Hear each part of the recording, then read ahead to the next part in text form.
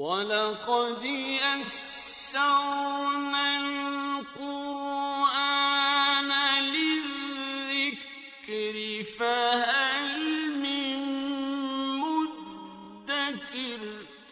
اور ہم نے قرآن کو سمجھنے کے لیے آسان کر دیا، تو کوئی ہے جو سوچے سمجھے۔ صوت القرآن، قرآن کی آواز۔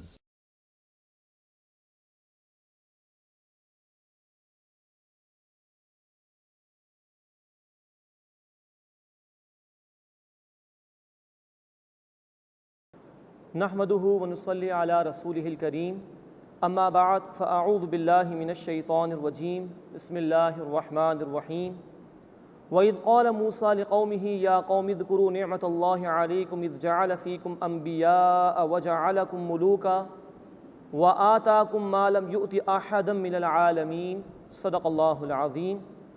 سورۃ المائدہ آیت نمبر 20 سے ہم اپنا مطالعہ شروع کر رہے ہیں۔ اب بنی اسرائیل کے دور میں سے ایک واقعے کا ذکر آ رہا ہے، اور واقعہ کچھ اس طرح ہے کہ اللہ کے رسول موسیٰ علیہ السلام نے ان کے سامنے دین کے تقاضے رکھے کہ اب وقت کا تقاضا ہے اور اللہ کا مطالبہ ہے کہ جنگ کی جائے اور ایک خطہ زمین حاصل کر کے وہاں اللہ کے احکامات کو نافذ کیا جائے، لیکن ان کی قوم نے صاف صاف جواب دے دیا کہ ہم قتال نہیں کریں گے۔ یہ ذکر ہے جو اس مقام پر آ رہا ہے، اور دراصل نوٹ فرمائیے مسلمانوں کو یہ بات بتائی جا رہی ہے کہ وہ بنی اسرائیل کی سی روش اختیار نہ کریں جنہوں نے اپنے رسول کے ساتھ دین کی محنت کرنے سے انکار کر دیا تھا۔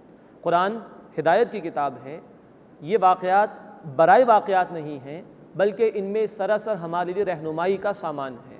اللہ تعالیٰ فرماتے ہیں سورہ الانبیاء آیت نمبر 10 میں لَقَدْ أَنزَلْنَا إِلَيْكُمْ كِتَابًا فِيهِ ذِكْرُكُمْ، یقیناً اے لوگوں ہم نے تمہاری طرف ایک کتاب نازل کی ہے جس میں تمہارا اپنا ذکر موجود ہے۔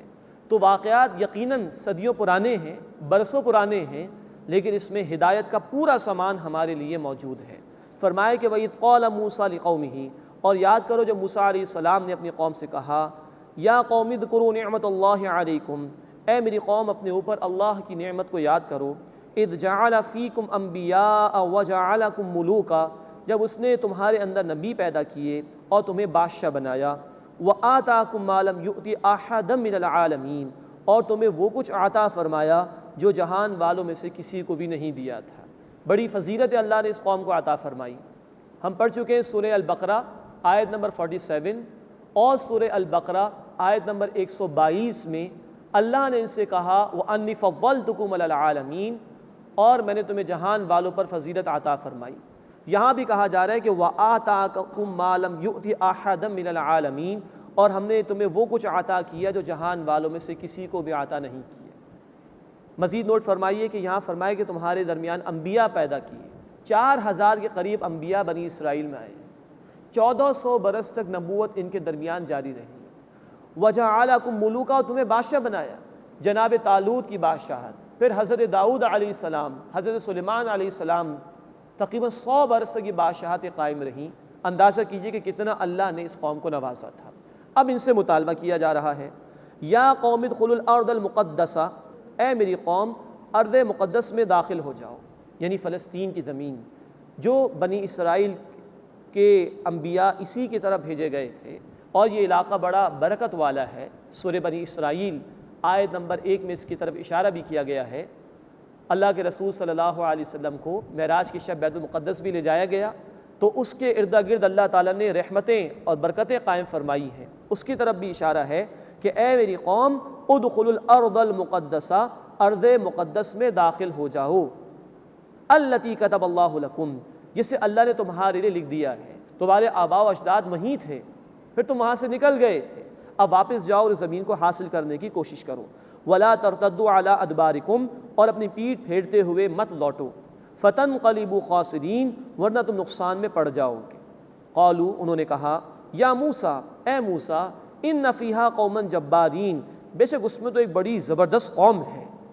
جو مشرکین تھے اس وقت وہاں قابض تھے۔ وَإِنَّا لَن نَّدْخُلَهَا حَتَّى يَخْرُجُوا مِنْهَا، اور ہم وہاں ہرگز داخل نہیں ہوں گے یہاں تک کہ وہ اس میں سے نکل جائیں۔ فَإِن يَخْرُجُوا مِنْهَا، بس جب وہ لوگ نکل جائیں گے وہاں سے، فَإِنَّا دَاخِلُونَ، تو ہم ضرور داخل ہو جائیں گے۔ یہ تن آسانی والی بات انہوں نے پیش کی. کیا موسیٰ خود بخود وہ نکل جائیں گے تو ٹھیک ہے، ورنہ ہم تو نہیں جا رہے وہاں پر. مطالبہ رہا ہے جاؤ، وہ زمین اللہ نے طے کر دی ہے تمہارے لیے، جاؤ قتال کرو، زمین کو حاصل کرو. اور اللہ کی تعلیمات کے مطابق زمین کو حاصل کرنے یعنی طاقت کو حاصل کرنے کا مقصد ہے اللہ کے دین کے احکامات کا نفاذ. تو جاؤ زمین کو حاصل کرو. اب یہ بزدلی کا مظاہرہ کر رہے ہیں، کہہ رہے موسیٰ جب تک وہ لوگ وہاں پر ہم نہیں جائیں گے. ہاں وہ نکل جائیں گے تو ہم چلے جائیں گے اس کے اندر. یہ لوگ گویا کہ عادی ہو گئے تھے کہ ان کو بس معجزات ہی معجزات ملتے رہے. صحرا میں تھے تو ذکر قرآن کریم کر رہا ہے کہ کئی چیزیں ان کو عطا کی گئیں. ہوتا یہ ہے کہ جب اس طرح کی چیزیں آنا شروع ہو جائیں تو لوگ تن آسانی کا شکار ہو جاتے ہیں، لوگ سہل پسندی کا شکار ہو جاتے ہیں اور محنت کرنے سے جی چراتے ہیں. نوٹ فرمائیے کہ بنی اسرائیل کے ساتھ تو معجزات کا معاملہ ہوا ہے، لیکن نبی کریم صلی اللہ علیہ وسلم نے جو جد و جہد برپا فرمائی وہ مکمل کی مکمل جد و جہد خالص انسانی سطح پر تھی. اللہ کی مدد آئی ہے نو ڈاؤٹ، لیکن ایسے کوئی معجزے نہیں دکھائے گئے کہ بادل نے سایہ کر دیا ہو، من و سلوہ نازل ہو رہا ہو، ایسا نہیں. اس راستے میں اللہ کے رسول صلی اللہ علیہ وسلم کا خون بہا طائف کی گلیوں میں، آپ کا خون مبارک بہا احد کے میدان میں، آپ کے دندان مبارک شہید ہو گئے، آپ کے 259 صحابہ نے جانوں کے نذرانے پیش کیے. اس انسانی سطح پر یہ محنت ہوئی، تب جا کے اللہ کا دین غالب ہوا. اور آپ کی ذات مبارکہ ہمارے لیے اسوہ حسنہ ہے. سورۃ الاحزاب آیت نمبر 21، لقد کان لکم فی رسول اللہ اسوۃ حسنہ. مسلمانوں تمہارے لیے رسول اللہ صلی اللہ علیہ وسلم کی زندگی میں بہترین نمونہ موجود ہے. اس انسانی سطح پر آپ صلی اللہ علیہ وسلم نے یہ جد و جہد فرمائی، اور آپ اب یہ کام اس امت کو کرنا ہے، مجھے اور آپ کو اہل ایمان کو کرنا ہے. اب کوئی اللہ کی طرف سے مدد کا اس طرح کا معاملہ نہیں جو معجزات کی شکل ہو. ہاں فرشتوں کے ذریعے سے اللہ نے مدد فرمائی، بدر میں بھی احد میں بھی، وہ ہوگا، لیکن اس وقت ہوگا کہ جب ہم جو کچھ کر سکتے ہیں وہ اللہ کے حضور میں پیش کر دیں. اس انسانی سطح پر محنت ہونی چاہیے، ورنہ اس قوم کو تو اللہ نے کئی معجزات دیے، فضائل دیے، انہوں نے انکار کر دیا قتال کرنے سے. فَيَخْرُجُ مِنْهَا فَإِنَّا دَاخِلُونَ. پھر موسیٰ علیہ السلام وہ لوگ وہاں سے نکل جائیں گے تو ہم ضرور اس میں داخل ہو جائیں گے. قال رجلان من الذين يخافون انعم اللہ علیہما. ڈرنے والوں میں سے 2 آدمیوں نے کہا جن دونوں پر اللہ نے انعام فرمایا تھا. مفسرین نے نقل کیا ہے کہ یہ موسیٰ علیہ السلام کے 2 شاگرد تھے. ادخلوا علیہم الباب. تم لوگ ان پر دروازے سے داخل ہو جاؤ. یہ نیک لوگ تھے، یہ ہمت دلا رہے قوم کی آگے بڑھو. فَإِذَا دَخَلْتُمُوهُ فَإِنَّكُمْ غَالِبُونَ. جب تم اس میں داخل ہو جاؤ گے تو تم ہی غالب ہوگے. وَعَلَى اللَّهِ فَتَوَكَّلُوا إِن كُنتُم مُؤْمِنِينَ. اور اللہ ہی پر بھروسہ رکھو اگر تم ایمان لانے والے ہو. اب قوم کا جواب سنیے. قالوا، وہ بولے، یا موسیٰ انا لن ندخلها ابدا ما داموا فیہا. جب تک وہ اس میں ہیں اے موسیٰ ہم اس میں ہرگز کبھی داخل نہیں ہوں گے. فاذهب انت وربک فقاتلا. اے موسیٰ آپ جائیے اور آپ کا رب جائیے قتال کیجئے. انا ہاہنا قاعدون. ہم تو یہیں بیٹھ رہے ہیں. یہ ہے جو صاف انہوں نے انکار کر دیا. نوٹ فرمائیے جب آل فرعون سے نجات دی ہے اللہ تعالیٰ نے انہیں، 6 لاکھ کے قریب لوگ نکلے ہیں بنی اسرائیل کے. ان میں کمزوروں کو، بوڑھوں کو، عورتوں کو، معذوروں کو، بچوں کو نکال دیں، 1,00,000 2 لاکھ تو لڑنے والے ہوں گے. سب نے منع کر دیا. اے موسیٰ آپ جائیے، آپ کا رب جا کے قتال کیجیے. دین غالب نہیں ہو سکا. نوٹ فرمائیے دین کے غلبے کے لیے اجتماعی جد و جہد ضروری ہے. اکیلے دین کا کام نہیں ہو سکتا. اگر ہو جاتا تو اللہ کے جلیل القدر رسول موسیٰ علیہ السلام، ان کے بھائی ہارون علیہ السلام وہ بھی اللہ کے نبی ہیں.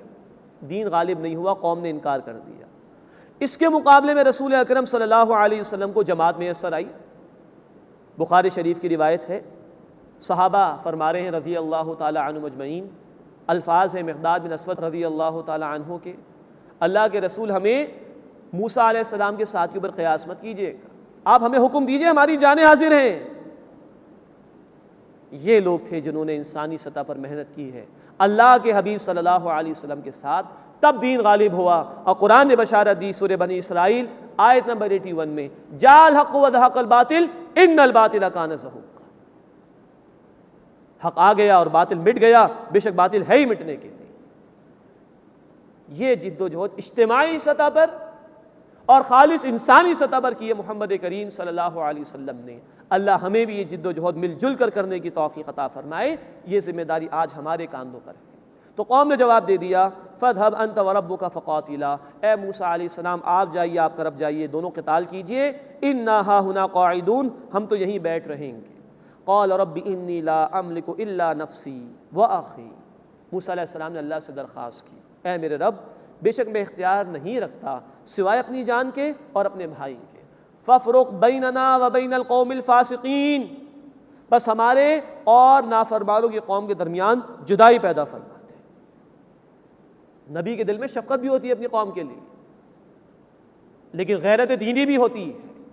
اے اللہ اب انہوں نے تیرے دین کی جد و جہد سے انکار کر دیا تو ان کے اور ہمارے درمیان میں جدائی پیدا فرما دے۔ یہ ہے جلالی انداز اس مقام پر اور غیرت دینی کا اظہار جو ان دعائیہ کلمات میں ہمارے سامنے آ رہا ہے۔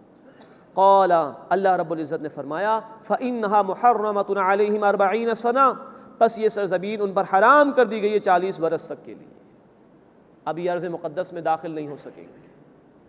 یتیہون فی الارض، زمین میں بھٹکتے پھریں گے، صحرائے سینا میں گھومتے رہے، 40 برس تک بھٹکتے پھرتے رہے۔ کچھ اللہ نے انعامات بھی فرمائے لیکن بہرحال نافرمانی کی روش اختیار کی ہی رکھی انہوں نے۔ فلا تأس علی القوم الفاسقین، تو تم نافرمان قوم پر افسوس نہ کرو۔ ان پر 40 برس تک سزا نافذ رہی اللہ کی طرف سے۔ اس کے بعد نئی نسل جب بیدار ہوئی، اس میں ایک جذبہ پیدا ہوا غلامی سے نجات پانے کا، اس نسل نے محنت کی، اور ہم پڑھ چکے ہیں سورۃ البقرہ رکوع نمبر 31 اور 32 میں جناب جالوت کی سرکردگی میں سموئیل نبی کے زمانے میں ان لوگوں نے محنت کی تو اللہ نے ان کو کفار کے مقابلے میں فتح عطا فرما دی تھی، لیکن 40 برس تک ان پر عذاب کا معاملہ رہا، یہ بھٹکتے پھرتے رہے۔ اس کے بعد اب قرآن حکیم ایک واقعہ بیان کر رہا ہے آدم علیہ السلام کے 2 بیٹوں کا، اور اس واقعے کے ذریعے سے بنی اسرائیل کے لوگوں کو تنبیہ کی جا رہی ہے۔ بنی اسرائیل کے لوگ یہود اور خاص طور پر علماء یہود، ان میں حسد پیدا ہو گیا تھا کہ یہ نبوت بنی اسرائیل سے لے کر بنی اسماعیل میں محمد صلی اللہ علیہ وسلم کو کیوں دے دی گئی۔ اب بتایا جا رہا ہے کہ یہ حسد انسان کو گناہ کی طرف لے جاتا ہے، شدید دشمنیوں کی طرف لے جاتا ہے۔ یہ بات سمجھانے کے لیے آدم علیہ السلام کے 2 بیٹوں کا ذکر کیا جا رہا ہے جن کے نام یوں بیان کیے گئے حابیل اور قابیل۔ فرمایا وَاتْلُ عَلَيْهِمْ نَبَأَ بَنِي آدَمَ بِالْحَقِّ، اور اے نبی صلی اللہ علیہ وسلم انہیں آدم علیہ السلام کے 2 بیٹوں کا واقعہ سنائیے ٹھیک ٹھیک۔ اِذْ قَرَّبَا قُرْبَانًا، جب دونوں نے کچھ قربانی پیش کی، فَتُقُبِّلَ مِنْ أَحَدِهِمَا، تو ان میں سے ایک کی قربانی قبول کر لی گئی، وَلَمْ يُتَقَبَّلْ مِنَ الْآخَرِ، اور دوسرے کی قربانی قبول نہیں کی گئی۔ اس کے حوالے سے مفسرین نے کچھ واقعات نقل کیے ہیں، لیکن صحیح رائے یہی ہے کہ کوئی صحیح حدیث سے کوئی واقعہ ثابت نہیں ہے۔ معلوم یہ ہوتا ہے کہ 2 بھائیوں میں کوئی اختلاف پیدا ہوا تھا، اس اختلاف کے حل کے لیے دونوں نے قربانی پیش کی، اور سابقہ امتوں میں یہ معاملہ رہا تھا کہ آسمان سے آگ آ کر قربانی کو اگر کھا جاتی تو اس کا مطلب یہ تھا کہ یہ قربانی اللہ کے ہاں قبول ہو گئی ہے۔ تو اس قربانی کے ذریعے سے انہوں نے اپنے مسئلے کا حل تلاش کرنا چاہا، تو دونوں نے قربانی پیش کی، ایک کی قربانی قبول کر لی گئی حابیل کی، اور دوسرے کی قربانی قبول نہیں کی گئی یعنی قابیل کی۔ قال لأقتلنک، تو اس نے یعنی قابیل نے کہا میں تجھے ضرور قتل کر دوں گا۔ قال انما يتقبل اللہ من المتقین، تو پہلے بھائی نے کہا حابیل نے کہ اللہ تو صرف قبول فرماتا ہے ان سے کہ جو تقوی اختیار کرنے والے ہیں۔ نوٹ فرمائیے سورۃ الحج آیت نمبر 37 میں الفاظ ہیں لن ینال اللہ لحومها ولا دماؤها ولکن ینالہ التقوی منکم، اللہ کو نہ تو قربانیوں کا خون پہنچتا ہے نہ گوشت پہنچتا ہے، بلکہ تمہاری جانب سے تقوی پہنچتا ہے۔ جو بھی قربانی انسان پیش کر رہا ہے پیچھے نیت اور ارادہ کیا ہے، اللہ کو راضی کرنا مقصود ہے کہ نہیں، اللہ کی فرما برداری اختیار کرنے کا جذبہ ہے کہ نہیں۔ تو حابیل نے بھی کہا کہ انما یتقبل اللہ من المتقین، کہ اللہ تو صرف قبول فرماتا ہے ان سے جو تقوی اختیار کرنے والے یعنی اللہ کی نافرمانی سے بچنے والے ہوں۔ لئن بسطت الی یدک لتقتلنی، اب اگر تو میری طرف اپنا ہاتھ بڑھائے گا مجھے قتل کرنے کے لیے، ما انا بباسط یدی الیک لاقتلک، تو میں اپنا ہاتھ تیری طرف بڑھانے والا نہیں ہوں کہ تجھے قتل کر دوں۔ انی اخاف اللہ رب العالمین، بے شک میں اللہ سے ڈرتا ہوں جو تمام جہان والوں کا رب ہے۔ مراد یہ کہ میں پہل نہیں کروں گا، ہاتھ نہیں اٹھاؤں گا، اور وجہ کیا ہے اس کی؟ انی ارید ان تبوء باثمی و اثمک، بے شک میں چاہتا ہوں کہ تو حاصل کر لے، یعنی ذمہ دار ہو جائے میرے گناہ کا بھی اور اپنے گناہ کا بھی۔ صحیح حدیث میں ذکر ہے کہ جو شخص کسی دوسرے کو قتل کرتا ہے تو مقتول کے گناہوں کا وبال بھی اس قاتل پر آ جاتا ہے۔ فتکون من اصحاب النار، پھر تو ہو جائے جہنم والوں میں سے۔ وذالک جزاء الظالمین، اور یہی سزا ہے ظلم کرنے والوں کی۔ یہ بھی نوٹ فرمائیے کہ اللہ کے رسول صلی اللہ علیہ وسلم نے فرمایا، بخاری شریف کی حدیث، دنیا میں جتنے لوگ بھی مظلوماً قتل کیے جائیں گے ان کے قتل کا وبال قابیل پر بھی جائے گا، جس نے پہلا قتل کیا تھا اور اس طریقے کو جاری کیا تھا قتل کو۔ یہ ہمارے دین میں معاملہ، انسان کسی اچھی بات کو ترویج دے، لوگ اس کی پیروی کریں تو لوگ عمل کریں گے، اس کو ثواب ملے گا، لیکن انسان کسی برائی کو ترویج دے اور لوگ اس پر عمل کریں گے تو اس کے گناہ کا حصہ، یعنی لوگوں کے گناہوں کا حصہ بھی اس شخص میں جائے گا، اس شخص کو دیا جائے گا جس نے کہ اس برے عمل کو ترویج دی ہوگی۔ فطوعت لہ نفسہ قتل اخیہ، پھر اس کے نفس نے اپنے بھائی کے قتل پر اس کو آمادہ کر ہی لیا۔ اب نوٹ فرمائیے، یہ معاملہ ایک دم سے نہیں ہو جاتا، شیطان بھی پٹی پڑھاتا ہے انسان کو، نفس بھی پٹی پڑھاتا ہے انسان کو، اور بالآخر آمادہ کر ہی دیتا ہے۔ اور یہاں انتہائی حسد کی وجہ سے اس بھائی سے کوئی اختلاف ہو گیا تھا، اس کو کوئی نعمت ملنے والی ہوگی یا مل چکی ہوگی، اسی حوالے سے کوئی اس کے دل میں حسد پیدا ہوا ہوگا، تو یہ حسد یہاں تک لے گیا کہ اپنے بھائی کو قتل کرنے پر آمادہ ہے۔ فقتلہ، پھر اس نے اپنے بھائی کو قتل کر دیا۔ فاصبح من الخاسرین، تو ہو گیا نقصان اٹھانے والوں میں سے۔ فبعث اللہ غرابا، پھر اللہ نے کوا بھیجا۔ اب انسان کی بے بسی کا ذکر آ رہا ہے۔ یبحث فی الارض، وہ زمین کو ریتتا تھا، لیریہ کیف یواری سوءۃ اخیہ، تاکہ وہ اسے دکھائے کہ وہ اپنے بھائی کی لاش کو کیسے چھپائے۔ یہ بے بسی انسان، اتنا بھی سمجھ میں اسے نہیں آیا کہ اس لاش کو ٹھکانے کیسے لگایا جائے۔ قال یا ویلتى اعجزت ان اکون مثل هذا الغراب، اس سے کہا ہائے افسوس، مجھ سے اتنا بھی نہ ہو سکا کہ میں اس کوے جیسا ہی ہو جاؤں۔ فواری سوءۃ اخی، کہ اپنے بھائی کی لاش کو چھپا سکوں۔ فاصبح من النادمین، بس وہ نادم ہو جانے والوں میں سے ہو گیا۔ یہ ہے انسان کی بے بسی کا عالم۔ ایک کوے کے ذریعے سے اللہ نے اس کو سکھایا کہ اس طریقے سے لاش کو دفنانا ہے۔ یہ واقعہ مکمل ہوا۔ اب بنی اسرائیل کے حوالے سے گفتگو آ رہی ہے۔ من اجل ذالک، اسی وجہ سے، کتبنا علی بنی اسرائیل، ہم نے بنی اسرائیل کے لیے طے کر دیا، انہ من قتل نفسا بغیر نفس، کہ جس نے کسی جان کو کسی جان کے بدلے کے بغیر قتل کیا، او فساد فی الارض، یا زمین میں فساد کرنے کے بغیر قتل کیا، فکأنما قتل الناس جميعا، تو اس نے گویا تمام کی تمام انسانیت کو قتل کیا۔ ایک جان کی قدر و قیمت قرآن یہ بیان کر رہا ہے کہ اگر کسی نے کسی کو جان بوجھ کر قتل کیا بغیر کسی وجہ کی، نہ تو مقتول نے کوئی فساد مچایا زمین میں، نہ اسے کسی کو قتل کیا تھا، تو کسی قاتل نے اگر بغیر کسی وجہ کے کسی مقتول کو قتل کیا تو گویا اس نے پوری انسانیت کو قتل کیا۔ فرمایا وَمَنْ أَحْيَاهَا، اور جس نے ایک جان کو بچایا، فَكَأَنَّمَا أَحْيَا النَّاسَ جَمِيعًا، اس نے تمام کی تمام انسانیت کو بچا لیا۔ یہ ہے جو انسانی جان کو یہ کتاب، اللہ کا یہ دین اہمیت دیتا ہے۔ آج دیکھیے دنیا پر نگاہ اٹھا کر، دنیا کے کئی علاقے ہیں، عراق، افغانستان، کشمیر اور فلسطین، جہاں پینے کے لیے پانی بمشکل دستیاب ہو پاتا ہوگا اور انسانی خون بآسانی مل جاتا ہے۔ اس ظلم کے خاتمے کے لیے قرآن یہ انقلابی تعلیم دیتا ہے۔ ایک انسان کا قتل تمام انسانیت کے قتل کے برابر ہے، اور ایک زندگی کو بچانا تمام انسانیت کو بچانے کے مترادف اور برابر ہے۔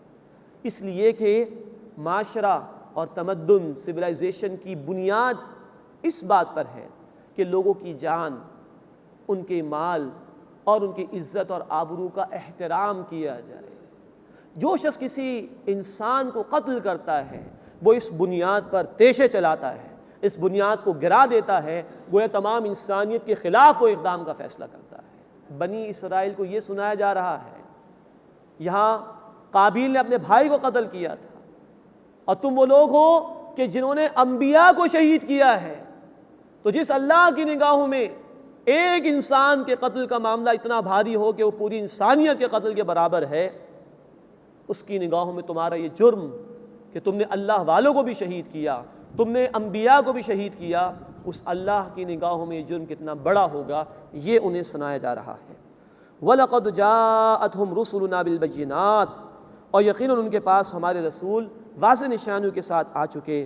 ثُمَّ إِنَّ كَثِيرًا مِّنْهُمْ بَعْدَ ذَلِكَ فِي الْأَرْضِ لَمُسْرِفُونَ، پھر اس کے بعد ان میں سے اکثر زمین میں حد سے بڑھ جانے والے ہیں۔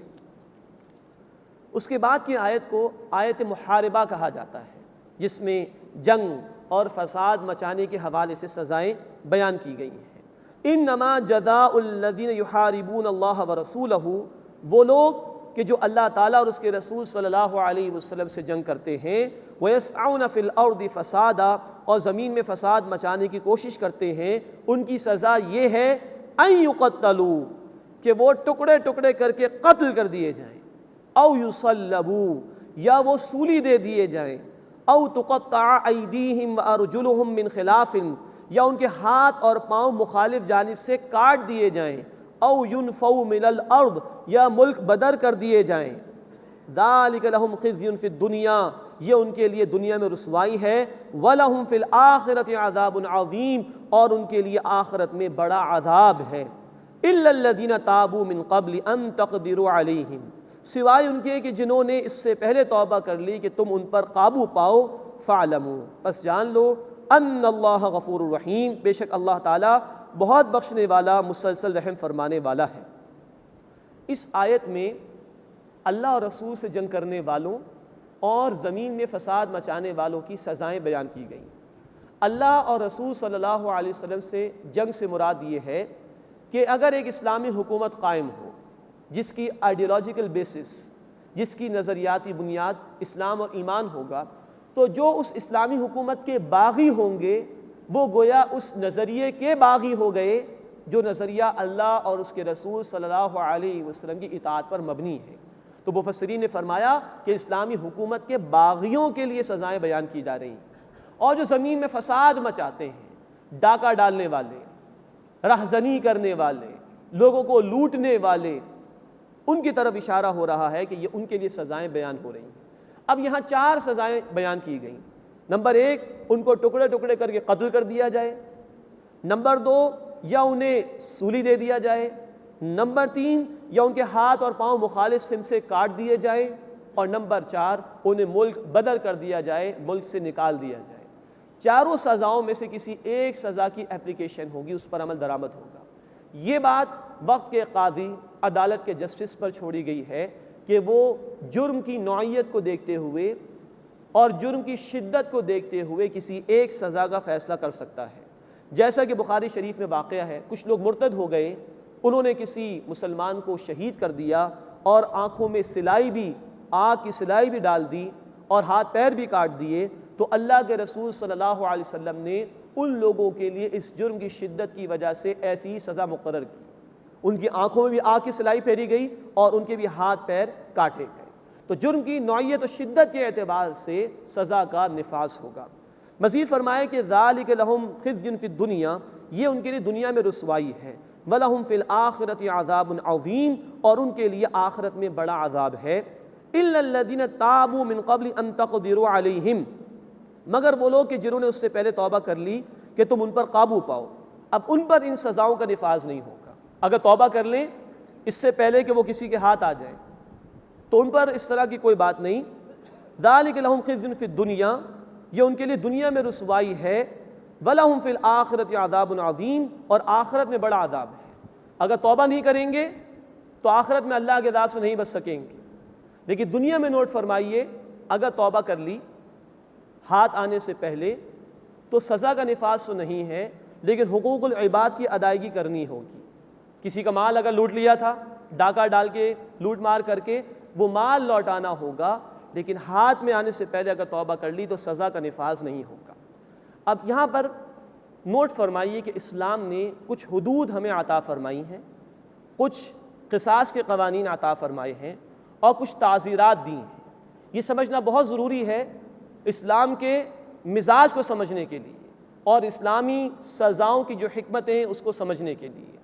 نمبر 1، اللہ رب العزت نے کچھ حدود مقرر فرمائی ہیں، ان میں ڈاکہ یعنی بغاوت جس کا ذکر ابھی آ چکا آیت نمبر 33 میں، اس کے متعلق سزا ہے، چوری، زنا، کسی پر تہمت لگانا، جھوٹا الزام لگانا، اور شراب نوشی کی سزائیں شامل ہیں۔ قرآن نے ڈاکہ، بغاوت، چوری، زنا اور تہمت، خاص طور پر زنا کی تہمت جو لگائی جاتی ہے، بدکاری کا جھوٹا الزام لگایا جاتا ہے، ان کی سزائیں بیان کی ہیں۔ شراب نوشی کی سزا سنت کی روشنی میں صحابہ کے اجماع کے طور پر امت میں رائج ہے اور امت کا اس پر عمل ہے۔ یہ ہے حدود اللہ جو اللہ نے مقرر فرما دی، ان میں اللہ کا حق غالب ہوتا ہے۔ مجرم پکڑا جائے گا اور جرم ثابت ہو جائے گا تو لازماً سزاؤں کا نفاذ ہوگا، معافی نہیں ہے۔ ہاں، توبہ کر لینے سے آخرت کی سزا سے بچ جائے۔ تو حدود کے معاملات میں اللہ کا حق غالب ہے، نفاذ ہوگا، توبہ کر لینے سے آخرت کی سزا معاف ہو جائے گی۔ ایک ایکسیپشن بیان ہو چکا جو ہم پڑھ چکے ابھی آیت نمبر 34 میں، کہ اگر توبہ کر لیں یہ بغاوت کرنے والے یا ڈاکہ ڈالنے والے اس سے پہلے کہ وہ کسی کے ہاتھ آ جائیں تو پھر ان کی معافی ہے۔ اگلی بات یہ ہے کہ اسلام نے گواہی کا نظام بھی دیا، ان حدود کے نفاذ کے لیے گواہوں کی موجودگی ضروری ہے۔ اسلامی معاشرت کو سامنے رکھیں تو گواہوں کا صاحب کردار ہونا بھی ضروری ہے۔ اس اعتبار سے نوٹ فرمائیے کہ اگر گواہی ثابت ہوگی تبھی سزاؤں کا نفاذ ہوگا، ورنہ نہیں۔ اسلام کے قانون کی خوبصورتی کو نوٹ فرمائیے، اسلامی قانون کے تحت اس بات کا امکان ہے کہ کوئی مجرم سزا سے بچ جائے، ہو سکتا ہے گواہی نہ مل سکے، لیکن یہ کبھی نہیں ہو سکتا کہ کسی بے گناہ کو سزا مل جائے، سوال ہی پیدا نہیں ہوتا اس کا۔ اور اگر کوئی مجرم بچ گیا دنیا میں، گواہی پیش نہیں ہو سکی، تو آخرت میں اس کو سزا مل جائے گی۔ اور یہاں ایک بات اور نوٹ فرمائیے، کوئی جرم ہوا لیکن وہ ثابت نہیں ہو سکا تو جو شریعت نے سزائیں مقرر کی ہیں ان کا نفاذ تو نہیں ہو سکتا، لیکن وقت کا قاضی، عدالت کا جسٹس جو مناسب حال سزا چاہے وہ اس کا نفاذ کرا سکتا ہے تاکہ لوگوں کو جرم کرنے کی جرت نہ ہو۔ یہ اجازت شریعت نے دی ہے۔ یہ ہوا حدود اللہ کا معاملہ۔ ایک معاملہ ہے قصاص کا، جس میں قتل کا بھی بدلہ ہے اور زخموں کا بھی بدلہ ہے۔ اس میں بندوں کا حق غالب رہتا ہے، وہ اس معنی میں کہ اگر کسی نے جرم کیا، مثال کے طور پر ایک شخص نے دوسرے کو قتل کر دیا، تو مقتول کے ورثاء کا حق ہے وہ چاہیں تو قاتل کو معاف کر سکتے ہیں۔ قاتل کو خوب بہا ادا کرنا ہوگا مقتول کے ورثاء کو، تو مقتول کے ورثاء یا زخم لگنے کی صورت میں وہ شخص جس کو زخم لگا وہ چاہے تو معاف کر سکتا ہے۔ اور اگر جرم ثابت نہ ہو سکے اور اگر مقتول کے ورثاء معاف بھی کر دیں تب بھی قاضی یا وقت کا جسٹس چاہے تو مناسب حال سزا دے سکتا ہے تاکہ لوگوں کو جرم کرنے کی جرت نہ ہو۔ آخری بات یہ ہے کہ کچھ ہیں تعزیرات کے معاملات۔ حدود اللہ میں سزائیں مقرر، قصاص میں معاملہ مقرر ہے۔ اس کے بعد وہ جرائم جن پر سزائیں مقرر نہیں ہیں یا وہ جرائم جن پر سزائیں مقرر ہیں، جرم ثابت نہیں ہو سکا، تو وقت کے قاضی کو، عدالت کے جسٹس کو یہ اختیار ہے کہ وہ مناسب حال سزا کا نفاذ کرے تاکہ لوگوں کی جان، لوگوں کا مال، لوگوں کی عزت اور آبرو محفوظ رہ سکے۔ یہ ہے شریعت کے مقاصد۔ نوٹ فرمائیے، اللہ کے رسول صلی اللہ علیہ وسلم کی حدیث ہے معجم طبرانی میں، آپ صلی اللہ علیہ وسلم نے فرمایا جب اللہ کی حدود میں سے ایک مرتبہ کسی حد کا قیام ہوتا ہے، اس پر عمل ہوتا ہے، تو 40 روز تک مسلسل بہنے والی بارش سے زیادہ خوشحالی زمین پر آتی ہے۔ یہ سزائیں برکات کے ساتھ ہیں، مجرمین کی اصلاح بھی ہو سکتی ہے اس میں، اور زمین پر خوشحالی بھی آئے گی اور لوگوں کی جان، مال، عزت اور آبرو محفوظ رہے گی۔ یہی وجہ ہے کہ دنیا میں آج اگر کہیں ان سزاؤں کا نفاذ ہے تو وہاں کرائم ریٹ سب سے کم ہے، جیسے کہ سعودی عربیہ کی مثال ہمارے سامنے ہے۔ یہ ہے اللہ رب العزت کے دین کی تعلیمات کی برکات۔ اللہ ہمیں ان کا یقین عطا فرمائے اور ان کے تقاضوں پر عمل کرنے کی توفیق عطا فرمائے۔ تو یہ ذکر ہوا کچھ حدود اللہ، قصاص اور تعزیرات کے حوالے سے۔ فرمایا یا ایھا الذین آمنوا اتقوا اللہ، اے وہ لوگوں جو ایمان لائے ہو، اللہ کا تقوی اختیار کرو، اس کی نافرمانی سے بچو، وابتغوا الیہ الوسیلہ، اور اس کی طرف قرب تلاش کرو۔ وسیلے کے معنی ہیں قریب ہونے کے، اللہ کے قریب ہونے کی کوشش کرو۔ وجاہدوا فی سبیلہ، اور جہاد کرو اس کے راستے میں، لعلکم تفلحون، تاکہ تم فلاح پا سکو۔ اس وسیلے کے حصول کے لیے، اللہ سے قریب ہونے کے لیے فرمایا اتقوا اللہ، اللہ کی نافرمانی سے بچو اور جہاد کرو اس کے راستے میں۔ اللہ کے راستے میں جہاد وہ ہوگا جس محنت کا مقصد ہو اللہ کے دین کی سربلندی، اللہ کے دین کو قائم کرنا۔ یہ وضاحت خود اللہ کے رسول صلی اللہ علیہ وسلم نے بخاری شریف اور مسلم شریف کی روایت میں فرمائی کہ وہ جنگ، وہ محنت جس کا مقصد ہو اللہ کے دین کو غالب کرنا، وہ جہاد فی سبیل اللہ ہے۔ اس کا آغاز انسان کی اپنی جان سے، اپنے نفس سے ہوتا ہے۔ نفس سے مجاہدہ کرنا ہے، اس سے ہمیں جنگ کرنی ہے، شیطان کا مقابلہ کرنا ہے، معاشرے میں برائیاں ہیں ان کا مقابلہ کرنا ہے، اور ہوتے ہوتے یہ جہاد جائے گا اس انتہا تک کہ قتال کی نوبت آ جائے، یہ کوششیں اس حد تک پہنچ جائیں کہ حق اور باطل کا مقابلہ ہو اور بالآخر اللہ کا دین غالب ہو جائے۔ تو فرمایا کہ یا ایھا الذین آمنوا اتقوا اللہ، اے وہ لوگوں جو ایمان لائے ہو، اللہ کا تقوی اختیار کرو، اس کی نافرمانی سے بچو، وابتغوا الیہ الوسیلہ، اور اس کی طرف قرب تلاش کرو، وجاہدوا فی سبیلہ، اور اس کے راستے میں جہاد کرو، لعلکم تفلحون، تاکہ تم فلاح پا سکو، یعنی اصل کامیابی حاصل کر سکو۔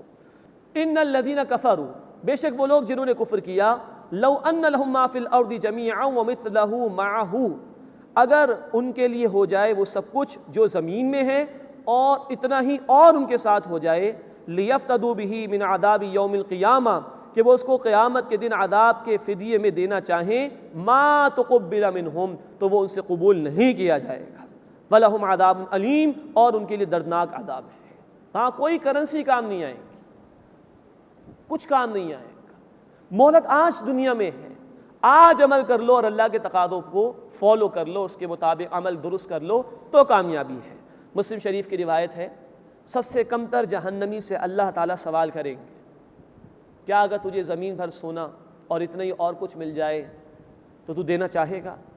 وہ کہے گا اللہ ضرور دینا چاہوں گا تاکہ میری بخشش ہو جائے۔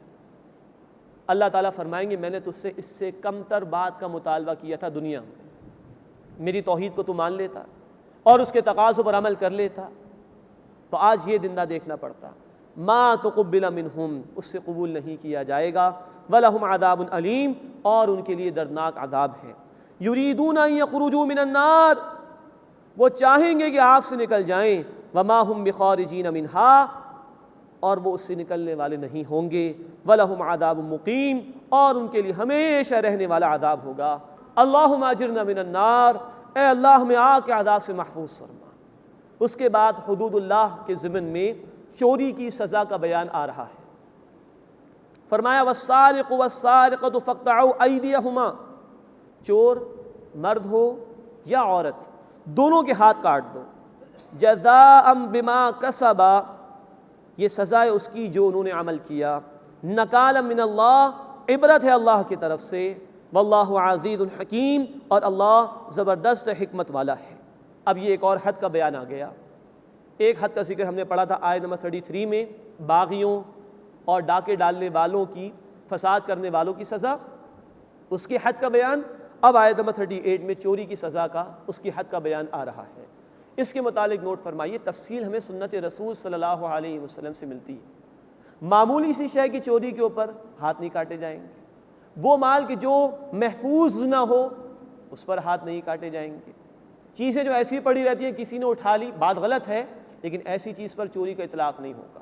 تو محفوظ مال ہو اور اس کی کوئی ویلیو بھی ہو، سنت نے اس کو مقرر فرمایا، پھر یہ جرم ثابت ہو جائے پھر چوری کی سزا کا نفاذ ہوگا۔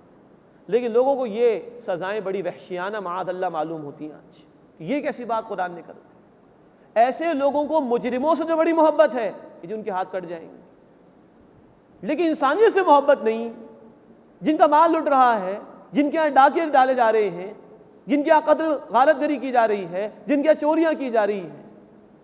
تو دین چاہتا ہے کہ لوگوں کی جان محفوظ ہو، لوگوں کا مال محفوظ ہو، اور ایسی عبرتناک سزا دی جائے، اول تو لوگوں کی آنکھیں کھل جائیں، کسی میں ہمت ہی نہ ہو چوری کرنے کی۔ جب چوری کی سزا کا نفاذ ہو تو لوگ دیکھیں اور عبرت حاصل کریں کہ اگر ہم نے بھی یہ کیا تو ہمارے بھی ہاتھ کاٹے جائیں گے۔ یہ دین چاہتا ہے، اس سے لوگوں کی جان مال عزت آبرو محفوظ ہوگی۔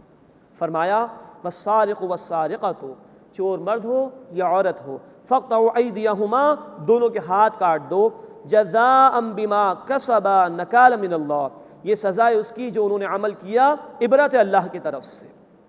ہمارے دور میں بعض وہ لوگ جو عقل پرست ہوتے ہیں، اللہ کی کتاب کو بھی اپنی عقل کی کسوٹی پر پرکھنا چاہتے ہیں، یا بعض وہ لوگ جو سنت رسول صلی اللہ علیہ وسلم کی اتھارٹی کا انکار کرتے ہیں، انہوں نے عجیب معنی بیان کیے اس کے۔ وہ کہتے ہیں چوری سے مراد ہے یہ جو لوگ سرمایہ دار ہیں، انڈسٹریز چلا رہے ہیں، کیپٹلسٹس ہیں، یہ ظلم کرتے ہیں معاشرے پر، تو بہتر ہے کہ ان سے انڈسٹریز لے کر ان کو نیشنلائز کر دیا جائے، حکومت کی تحویل میں دے دیا جائے۔ یہ گویا سوشلزم کے لیے دلیل لانا چاہتے ہیں، تو خوشحالی آ جائے گی۔ تو چور کے ہاتھ کاٹنے سے وہ مراد لیتے ہیں چوری کے ہاتھ کاٹ دو، خوشحالی آ جائے گی۔ اب اللہ کی کتاب کو دیکھیے، اللہ بھی اللہ ہے، اس کی کتاب کے الفاظ کو دیکھیے۔ فرمایا جزاء بما کسبا، یہ جو ہاتھ کاٹے جائیں گے یہ ان کی سزا ہے جو انہوں نے عمل کیا، نکالا من اللہ، یہ اللہ کی طرف سے عبرت ہے۔ ہاتھ کٹیں گے تو عبرت ہی ہے نا۔ اگر انڈسٹریز کو لے کے نیشنلائز کر دیا جائے تمام کی تمام، اور ان کا کہنا ہے کہ خوشحالی آ جائے گی، تو یہ خوشحالی کون سی عبرت ہوگی اللہ کی طرف سے؟ خوشحالی عبرت تو نہیں ہو سکتی اللہ کی طرف سے، خوشحالی اگر آ جائے تو اللہ کی رحمت ہوگی۔ تو یہ ہے قرآن کے الفاظ جو اس طرح کی دانش ورانہ سوچوں پر، نظریات پر پیشہ چلا دیتے ہیں، اور یہ الفاظ اللہ کی کتاب کے اپنی حفاظت خود کرتے ہیں۔ واقعتاً درست فرمایا اللہ تعالیٰ نے سورہ الحجر آیت نمبر 9 میں، اِنَّا نَحْنُ نَزَّلْنَا الذِّكْرَ وَإِنَّا لَهُ لَحَافِظُونَ، ہم نے اس الذکر ان قرآن کو نازل کیا ہے، ہم ہی اس کی حفاظت کرنے والے ہیں۔ اللہ نے قرآن کے الفاظ کی حفاظت کا بھی ذمہ لیا، اور قرآن کے مفہوم کو بھی اللہ نے محفوظ فرما دیا۔ کوئی اس کے اندر گڑبڑ نہیں کر سکتا، کوئی اپنی من چاہی باتیں اس میں شامل نہیں کر سکتا۔ فرمایا والسارق والسارقۃ، چور مرد ہو یا عورت، فاقطعوا ایدیہما، دونوں کے ہاتھ کاٹ دو، جزاء بما کسبا، یہ سزا ہے اس کی جو انہوں نے عمل کیا، نکالا من اللہ، عبرت ہے اللہ کی طرف سے، واللہ عزیز حکیم، اور اللہ زبردست حکمت والا ہے۔ فمن تاب من بعد ظلمہ واصلح، بس جس نے توبہ کر لی اپنے ظلم کے بعد اور اصلاح کر لی، فإن اللہ یتوب علیہ، تو بے شک اللہ اس کی توبہ قبول فرمانے والا ہے۔ ان اللہ غفور الرحیم، بے شک اللہ تعالیٰ بہت بخشنے والا، رحم فرمانے والا ہے۔ لیکن نوٹ فرمائیے، جیسے کہ عرض کیا گیا تھا، حدود کا نفاذ ضرور ہوگا اگر جرم ثابت ہو گیا، لیکن توبہ کر لے تو آخرت کی سزا سے بچ جائے گا۔ ان اللہ غفور الرحیم، بے شک اللہ تعالیٰ بہت بخشنے والا، مسلسل رحم فرمانے والا ہے۔ الم تعلم، کیا تم جانتے نہیں، ان اللہ لہ ملک السماوات والارض، بے شک اللہ ہی کے لیے ہے آسمانوں اور زمین کی بادشاہت۔ یعذب من یشاء ویغفر لمن یشاء، وہ جسے چاہے گا عذاب دے گا اور جس کو چاہے گا بخش دے گا۔ واللہ علی کل شیء قدیر، اور اللہ تعالیٰ ہر شے پر قدرت رکھنے والا ہے۔ یا ایھا الرسول، اے رسول صلی اللہ علیہ وسلم، لا یحزنک الذین یسارعون فی الکفر، وہ لوگ جو کفر میں تیزی دکھاتے ہیں وہ آپ کو غمگین نہ کریں۔ من الذین قالوا آمنا بافواہہم، ان میں سے جنہوں نے کہا اپنے منہ سے کہ ہم ایمان لائے، ولم تؤمن قلوبہم، حالانکہ ان کے دل ایمان نہیں لائے۔ یہ اشارہ ہو رہا ہے منافقین کی طرف، اور خاص طور پر یہود میں سے جو لوگ منافق تھے۔ فرمایا من الذین قالوا آمنا بافواہہم، ان لوگوں میں سے جو اپنے منہ سے کہتے ہیں ہم ایمان لائے، ولم تؤمن قلوبہم، اور ان کے دل ایمان لانے والے نہیں ہیں۔ یہ ہے حقیقی ایمان کی وضاحت جو اس مقام پر بھی آ گئی۔ ایک ہے زبان سے قبول کرنا، ایک ہے دل کی گہرائیوں سے ماننا۔ منافق زبان سے قبول کرتا ہے، دل سے قبول نہیں کرتا، اسی لیے آخرت میں نجات نہیں اس کے لیے۔ اللہ ہمیں زبان سے بھی قبول کرنے اور دل کی گہرائیوں سے بھی ماننے کی توفیق عطا فرمائے، اور ایمان کے تقاضوں پر عمل کی توفیق عطا فرمائے۔ وَلَمْ تُؤْمِنْ قُلُوبُهُمْ، اور ان کے دل ایمان نہیں لائے۔ وَمِنَ الَّذِينَ هَادُوا، اور وہ جو یہودی ہوئے، سَمَّاعُونَ لِلْكَذِبِ سَمَّاعُونَ لِقَوْمٍ آخَرِينَ لَمْ يَأْتُوكَ، وہ جھوٹ کے بہت سننے والے ہیں، وہ جاسوس ہیں ایک دوسری جماعت کے لیے جو ابھی آپ تک نہیں پہنچے۔ یحرفون الکلم من بعد مواضعہ، وہ کلام کو پھیر دیتے ہیں اس کے ٹھکانے کے بعد، مراد ہے کہ الفاظ کو ان کے محل سے، ان کے مقام سے ہٹا دیتے ہیں، بات کو بدل دیتے ہیں۔ یقولون ان اوتیتم ھذا فخذوہ، کہتے ہیں اگر تمہیں یہ فیصلہ دیا جائے تو اسے قبول کر لو، وَإِن لَّمْ تُؤْتَوْهُ فَاحْذَرُوا، اور اگر تمہیں تمہارا من پسند فیصلہ نہ دیا جائے تو اس سے بچو۔ اس کے پیچھے واقعہ ہے تفصیلاً مسلم شریف کی روایت میں، یہود میں سے کسی نے زنا کا ارتکاب کیا اور وہ شخص شادی شدہ تھا اور عورت بھی شادی شدہ تھی۔ انہوں نے سوچا کہ محمد صلی اللہ علیہ وسلم سے پوچھتے شاید وہاں پر وہ سزا نہ ہو جو تورات میں ہے۔ تورات میں رجم کی سزا تھی، شادی شدہ مرد یا عورت زنا کرے تو رجم کی سزا ہے۔ یہ آئے نبی صلی اللہ علیہ وسلم کے دربار میں، چھپانا چاہا انہوں نے، اللہ کے رسول نے پوچھا بھی بتاؤ تمہاری کتاب میں کیا ہے، چھپانا چاہا۔ عبداللہ بن سلام رضی اللہ تعالیٰ عنہ پہلے یہودی تھے، عالم تھے، انہوں نے فرمایا کہ اللہ کے رسول غلط کہتے ہیں، تورات میں بھی رجم کی سزا موجود ہے۔ تو یہ سوچ کر آئے تھے کہ اگر ہمارا من پسند فیصلہ مل گیا یعنی رجم کے برخلاف تو نبی صلی اللہ علیہ وسلم کی بات مان لیں گے، ورنہ پھر اپنی کتاب کی طرف ہمیں جانا ہی پڑے گا چاروں ناچار۔ اس کی طرف اشارہ کیا جا رہا ہے، یقولون ان اوتیتم ھذا فخذوہ، کہتے ہیں اگر تمہیں یہ یعنی من پسند فیصلہ دیا جائے تو قبول کرو، وَإِن لَّمْ تُؤْتَوْهُ فَاحْذَرُوا، اور اگر تمہیں تمہارا پسند کا فیصلہ نہ دیا جائے تو اس سے بچو۔ فرمایا وَمَن يُرِدِ اللَّهُ فِتْنَتَهُ فَلَن تَمْلِكَ لَهُ مِنَ اللَّهِ شَيْئًا، اور جس کو اللہ گمراہ فرمانا چاہے تو تم اس کے لیے اللہ کے ہاں کچھ بھی نہیں کر سکو گے۔ أُولَٰئِكَ الَّذِينَ لَمْ يُرِدِ اللَّهُ أَن يُطَهِّرَ قُلُوبَهُمْ، یہی لوگ ہیں کہ اللہ نہیں چاہتا کہ ان کے دلوں کو پاک فرمائے۔ لَهُمْ فِي الدُّنْيَا خِزْيٌ، ان کے لیے دنیا میں رسوائی ہے، وَلَهُمْ فِي الْآخِرَةِ عَذَابٌ عَظِيمٌ، اور ان کے لیے آخرت میں بڑا عذاب ہے۔ سَمَّاعُونَ لِلْكَذِبِ أَكَّالُونَ لِلسُّحْتِ، جھوٹ کے لیے بہت سننے والے، جاسوسی کرنے والے ہیں، بڑے حرام کھانے والے ہیں۔ یہ اشارہ یہود کی طرف ہے۔ فَإِن جَاءُوكَ، بس اے نبی صلی اللہ علیہ وسلم وہ اگر آپ کے پاس آئیں، فَاحْكُم بَيْنَهُمْ أَوْ أَعْرِضْ عَنْهُمْ، تو آپ ان کے درمیان فیصلہ فرمائیں یا ان سے اعراض کریں، یہ اختیار آپ کے پاس۔ وَإِن تُعْرِضْ عَنْهُمْ، اور اگر آپ ان سے اعراض کریں، فَلَن يَضُرُّوكَ شَيْئًا، تو وہ آپ کا ہرگز کچھ بھی بگاڑ نہ سکیں گے۔ لیکن وَإِن حَكَمْتَ، اور اگر آپ فیصلہ فرمائیں، فَاحْكُم بَيْنَهُمْ بِالْقِسْطِ، تو ان کے درمیان انصاف کے ساتھ فیصلہ فرمائیں۔ یہ خوبصورتی ہمارے دین کی، اگر غیروں کے درمیان بھی فیصلہ کرنا ہے چاہے وہ تمہارے کتنے ہی مخالف ہوں، فیصلہ کرو انصاف کے ساتھ۔ یہ ہمارے دین کا توازن اور خوبصورت تعلیم۔ ان اللہ یحب المقسطین، بے شک اللہ تعالیٰ انصاف کرنے والوں کو پسند فرماتا ہے۔ وَكَيْفَ يُحَكِّمُونَكَ وَعِندَهُمُ التَّوْرَاةُ، اور وہ آپ کو کیسے منصف یعنی فیصلہ کرنے والا بنائیں گے جبکہ ان کے پاس تورات موجود ہے، فیہا حکم اللہ، جس میں اللہ کا حکم موجود ہے، یعنی کہ تورات میں خود رجم کی سزا موجود ہے۔ اگر اتنے ہی یہ اچھے ہوتے تو اپنی کتاب پر ہی عمل کر لیتے، تو آپ کی بات نہیں مانیں گے۔ ثم یتولون من بعد ذلک، پھر اس کے بعد وہ پھر جاتے ہیں، وما اولئک بالمؤمنین، اور وہ ماننے والے نہیں ہیں۔ اللہ تعالی ہمیں ماننے کی روش اختیار کرنے کی توفیق دے، اپنی کتاب اور اپنے حبیب صلی اللہ علیہ وسلم کے احکامات پر عمل کی توفیق عطا فرمائے۔ آمین یا رب العالمین، وآخر دعوانا ان الحمد للہ رب العالمین۔